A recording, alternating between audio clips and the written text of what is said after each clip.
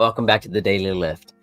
In our lives, we from time to time will make transitions. We'll have difficult choices to make, whether that causes us to move, whether that causes us to change jobs, or it may be something medical that changes the very way we live.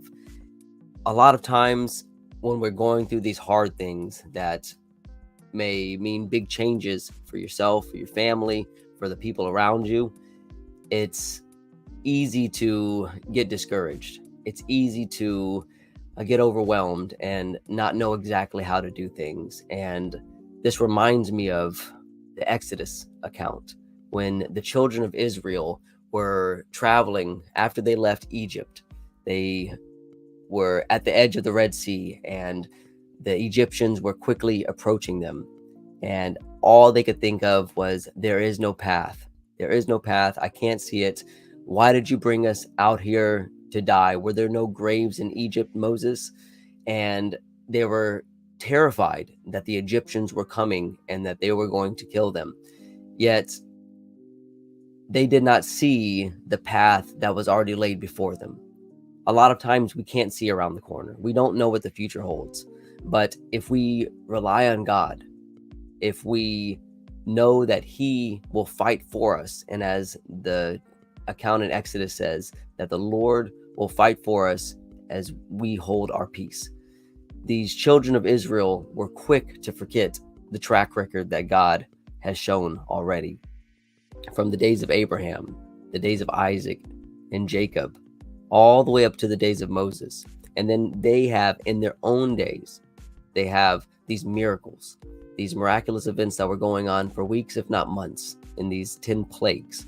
And then they are being led to the Red Sea by a pillar of cloud in the daytime and a pillar of fire at night. So they saw a visual representation of the Lord through all of this. Yet when Egypt was coming at them, they were asking and crying out to Moses, "Why have you let us out here to die?" We see the faith of the Israelites wavering. And it's easy to say, well, look at these children of Israel. They were grumblers and complainers. But are we really that far off from them? And when we have these things that we can't see around the corner in our lives, these decisions that we have to make, or we have to continue to walk, even when the path is unclear, what are we going to do? Are we going to say, woe is me? Or are we going to say, Lord, we know that you will fight for us and that we will hold our peace? Because if they would have just waited on the Lord, they would have seen the miraculous events that were about to transpire in a whole new light. But nevertheless, the Lord, with His grace and His mercy and His patience, He instructed Moses to put his staff into the water, into the Red Sea, and it was going to part, and that they will be able to walk across on dry land, and they would see the Egyptians no more. And when they were at the Red Sea, it looked like there was nothing there to cross until they got up closer and the time was right.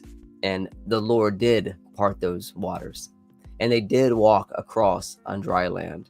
And they never did see the Egyptians again. And our lives are no different. God doesn't work in the miraculous way right in front of us, obvious, anymore. However, the God that they served is still the same God that we serve today. That's an amazing thought. And so I want to encourage you today to remember the children of Israel when you're going through those hard things. When the path is unclear and you don't know which way to take, remember to rely on God. Asa relied on God in 2 Chronicles chapter 14. He was being attacked by the Ethiopian army, which doubled his army's size. And yet he said, Lord, nothing is impossible for you. This is nothing.